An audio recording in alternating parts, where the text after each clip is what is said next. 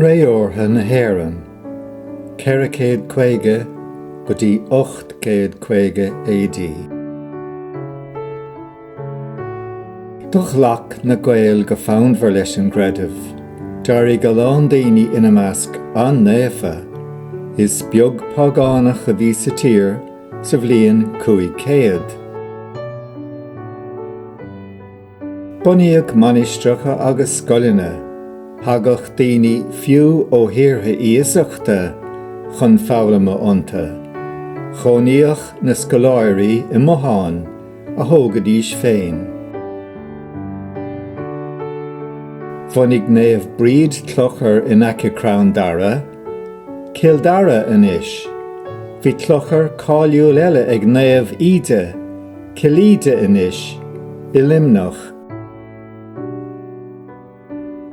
Cuireann na manig, legadidir crían, riadar an talamh, lean na daoine an dá hampla son, agus dairiadar an iltre chúrsaí feirmeoireachta.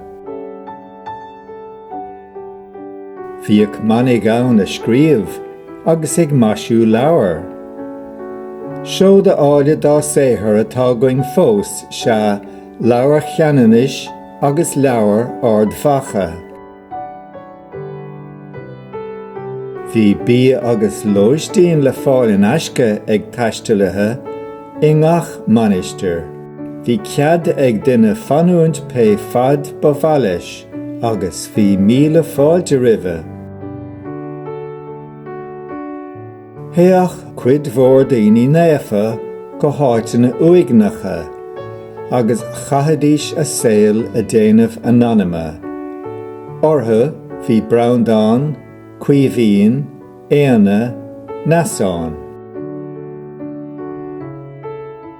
Chuaigh go lán Gael thar lear chun an creideamh a lethe. Chuaigh colm cille agus dóiréad manach go hileán faníodar manister ann. Ba é Columbán an missionéir ba cháiliúla an mórrainn. Cha sé blianta a lethe an chreideamh, sa rank, san eilvéis agus san idáil.